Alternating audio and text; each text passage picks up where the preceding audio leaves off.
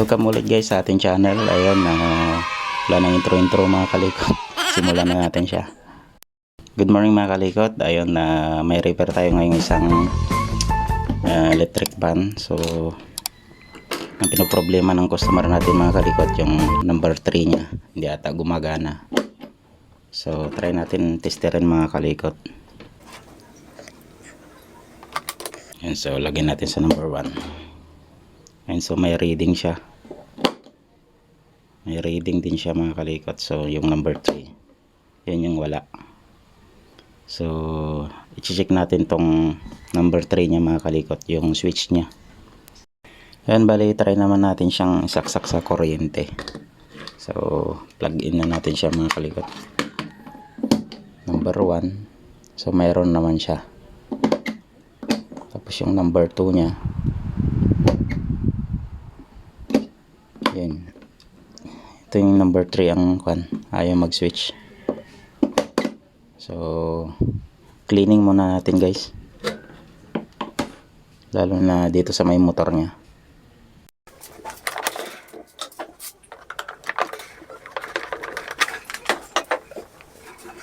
Wow, ginto. Ang daming ginto mga kalikot. Dumi na pala. Ayun, so linisin muna natin siya mga kalikot.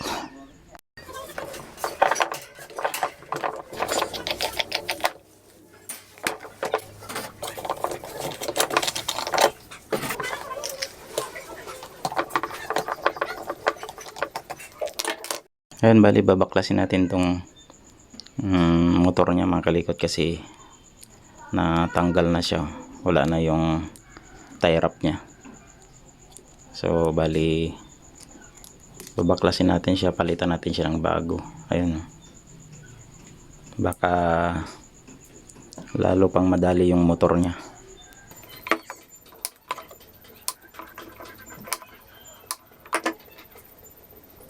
Ayan, pag cut tayo ng mga wire mga kalikot, magtira tayo ng kulay niya para pagbalik natin hindi tayo mahirapan. Ayan, bali nabaklas na natin yung motor niya mga kalikot. So tatalian natin to ng tie wrap. Ayan, bali talian muna natin ng isa mga kalikot, kasi testerin pa natin siya. Baka putol yung number 3 niya dito sa may motor. Kung okay naman siya pag tinester natin, so ibig sabihin yung switch yung may problema. So talian muna natin siya temporary isa, para hindi siya galaw ng galaw. Baka maputol kasi yung magnetic wire niya. And bali testerin muna natin siya mga kalikot, kung may reading lahat ng wire niya. So mayroon naman. So may reading lahat yung motor niya, ibig sabihin wala siyang putol. So ibig sabihin yung switch number 3 niya lang yung may problema. Ayan, bali fix na natin yung tali niya mga kalikot.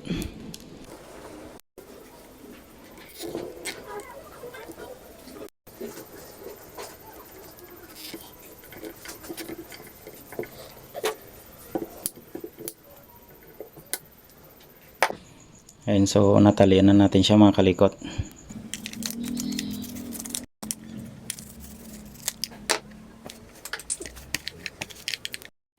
Ayan, bali balik na natin yung motor niya mga kalikot. So kung paano nyo siya tinanggal mga kalikot, ganun din yung pagbalik nyo. Ayan, bali unahin natin tong harap na frame niya mga kalikot, sunod natin tong likod. Ayan, balik na natin yung screw niya mga kalikot. Ayan, bali malinis na siya. Nilinisan natin, naglagay na, pinalitan na natin yung tie wrap niya ng bago. So okay na siya. Ayun, kapag pinaikot nyo itong mga kalikot, tapos medyo ipit siya, so pukpukin nyo lang to both side para maglapat yung bushing niya dun sa gitna. Yan. Ayan o. Yan, bali lagyan rin natin ng grasa ito mga kalikot. Yan, para madulas yung pag-swing niya. Yan.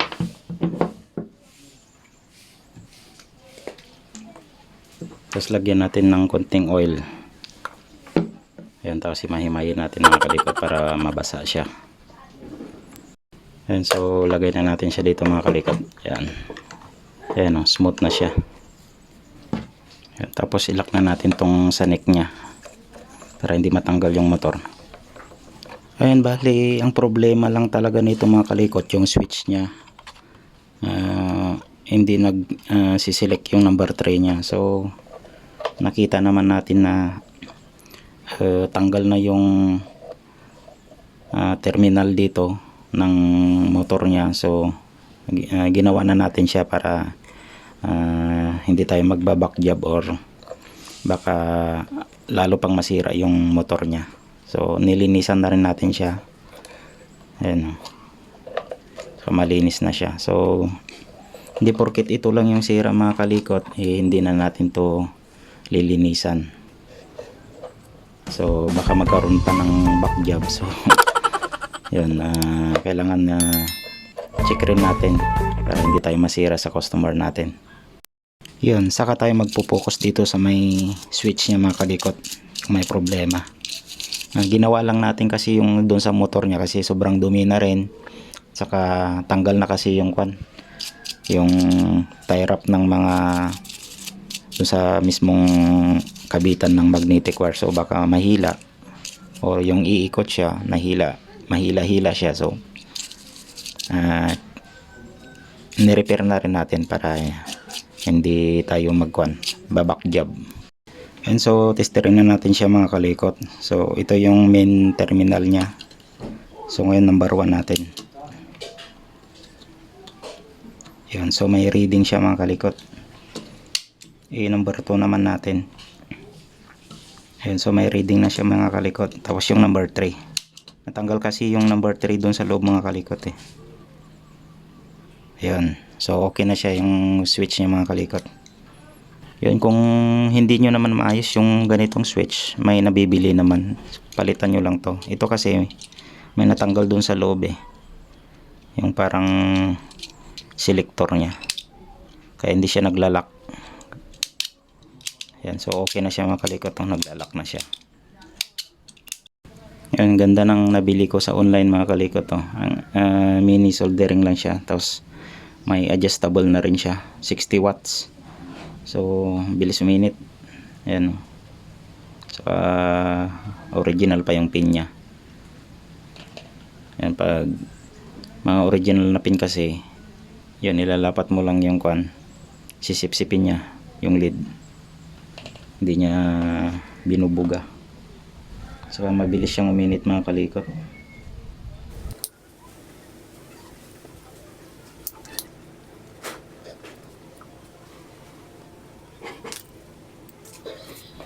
Grabe, ang ganda, bilis uminit.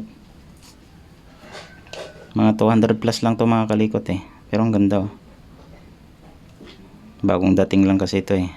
Ayan, 60 watts siya. Malit man siya pero sobrang init niya. Gandang gamitin, magaan pa. Ayan, pag nagka-cut kayo ng mga wire na may color coding mga kalikot, tulad nito sa electric pan, magtira kayo kahit na konti na color niya o balat, para pag binalik natin to, alam natin kung saan na, para mabilis yung trabaho natin. So ganun yung purpose nun. Ayan, bali nalagay na natin siya mga kalikot oh. Yan, ganun lang gagawin niya mga kalikot para mas madali yung pagkabit natin. Maglagay kayo ng palatandaan or color coding.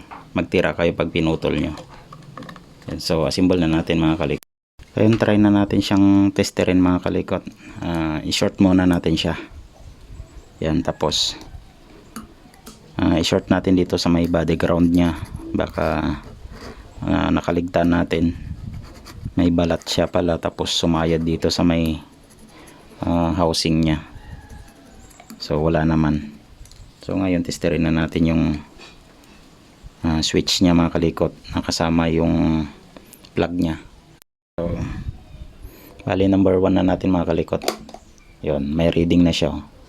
Number 2 natin. Yun, tumataas siya ng cm. Tapos number 3, ayan, tumataas ulit ng cm nya. So bali okay na yung switch nya mga kalikot. Ayan, so lagay na natin siya sa base nya mga kalikot. Ayun, bali try na natin siyang i-plug in sa kuryente mga kalikot. So number 1 na natin siya. Ayun. Yan, number 3 na yan mga kalikot. Tapos ito yung number 2, number 1. So ito number 3 na to eh. Yan. 1, 2, 3. So okay na yung switch niya mga kalikot. Ayun, so una-una ilagay natin mga kalikot itong front cover niya para mas madali na lahat pag kinabit ulit yung sa likod.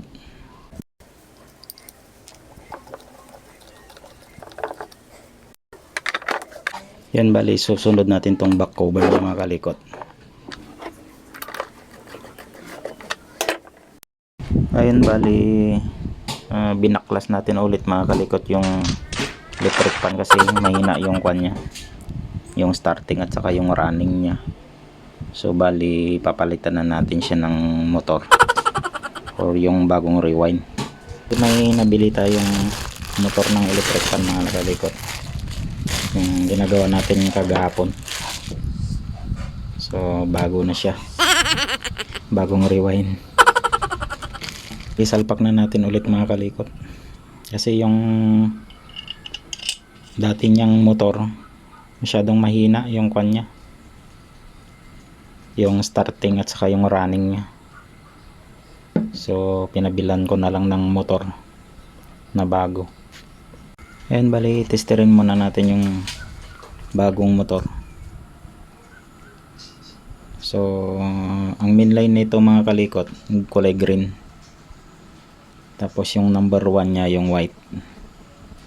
And so may reading naman siya. Tapos yung number 2 nya yung black. Ayan, tumataas siya. Tapos number 3 nya may reading din. Tapos testerin rin natin itong mga kalikot, itong sa capacitor nya. Ayan, so okay yung yung motor na nabili natin. Tapos kahit dito sa may body ground nya mga kalikot, testerin din natin, baka na balatan, magkaroon na siya ng shorted. So wala naman, so okay siya mga kalikot.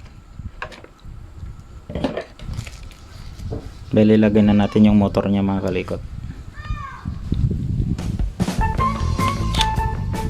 Then pag nilagay natin yung casing mga kalikot, daan-daan lang, baka masugatan natin yung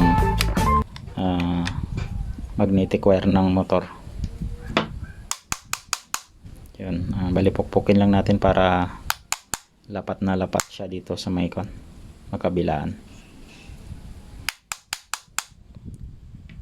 Tapos maglapat rin yung shafting at saka bushing nya. Ayan. Ayan, assemble na natin yung motor nya mga kalikot. Lagay na natin yung lock nya.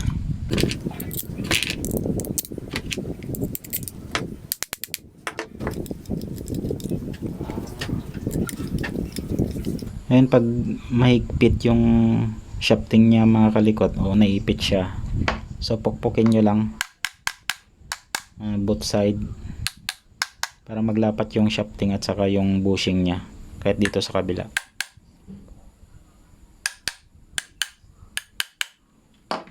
Para luluwang yung pagitan ng bushing at saka yung shafting. So yung ganyan, no? Ang ganda na ng ikot niya. Tapos saka natin higpitan ng todo na.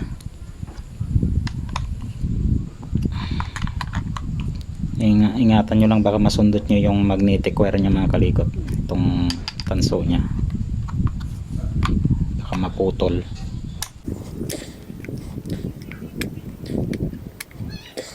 Alam nyo ba mga kalikot na konti lang yung talagang kinikita ko dito pag nagre-repair ako ng electric fan.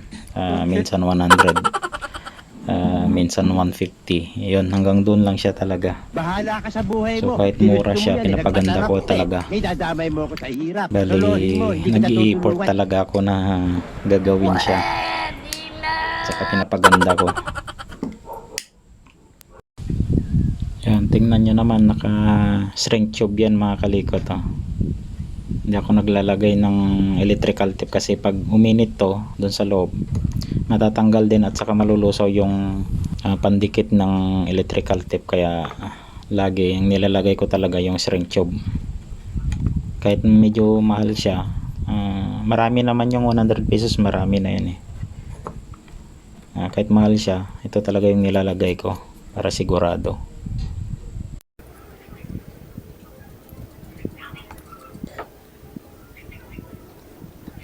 Ayun, bali lahat yan mga kalikot, shrink tube yung yung nilalagay ko, hindi electrical tape.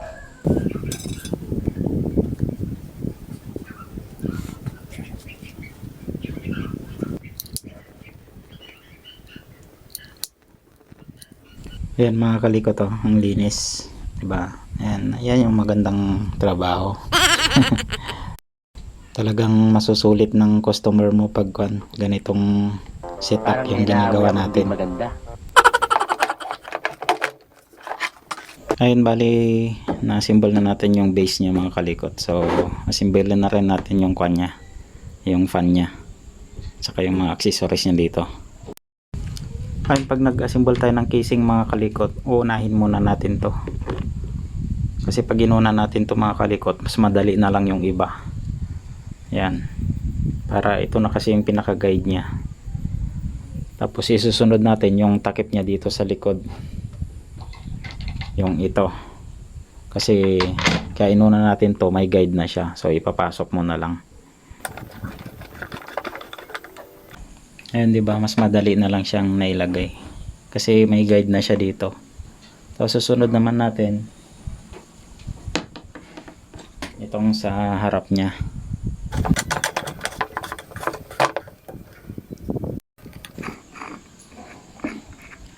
Pag ganito yung lock ng fan niya mga kalikot, counterclockwise yung niya, yung pahigpit. Clockwise naman pag tanggalin nyo siya.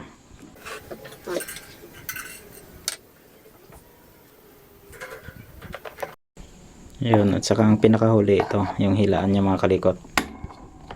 Ayan. So pwede na natin siyang itry mga kalikot kung maganda na yung starting niya. Kasi nung inasimbol ko to, medyo may sunog-sunog na yung winding ng motor niya, kaya mahina na siya mag-start at saka yung running niya. So kaya pinabilang ko siya ng bagong motor. Ayun, bali try na natin siya mga kalikot. So number 1 na natin siya. At saka yung unang motor niya pala, yung pinaka number 3 niya, yun na yung nasunog pala una. Kaya yung 1 at saka 2 lang, kaso nga lang ang hina ng ikot niya. So kaya pinabili natin siya ng bagong motor na. So try na natin mga kalikot. Ayan, no,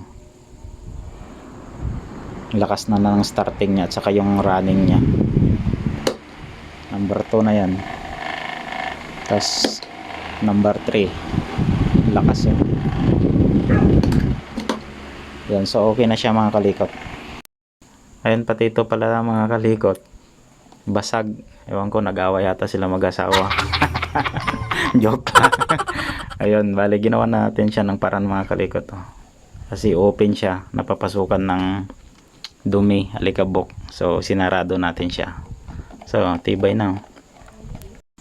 Ayun, bali okay na siya mga kalikot. Pwede na natin siyang i-deliver doon sa may-ari. Ayun, ganun lang ang pag-trouble mga kalikot. Kung mahina na talaga yung motor niya, minsan kasi may winding na okay pa siya, kaso nga lang mahina na yung starting niya at saka yung running niya. So minsan ginagawa ko doon, tinatas ko yung capacitor niya. Kunwari yung capacitor niya 1.5, 1.7 yung lalagay ko, kasi parang nag-change value na yung winding ng motor niya. So kung hindi na talaga kaya, bilan nyo na lang ng bagong motor. At least parang brand new ulit siya mga kalikot. So mas maganda na lang ganun kaysa ibalik natin sa customer tapos ilang weeks lang wala, nasira na yung motor niya. So suggest nyo na lang na ganun, at least bago na siya. Ayun, so ganun lang yung gagawin natin mga kalikot. Sana makatulong ulit tong video na to kahit konti lang, at least baka may ganitong trouble din doon sa ginagawa nyo. So ganun lang mga kalikot. Maraming salamat sa panonood, and stay safe tayo mga kalikot dahil ganito nga may pandemya tayo. Ayun, maraming salamat ulit, and God bless sa ating lahat mga kalikot.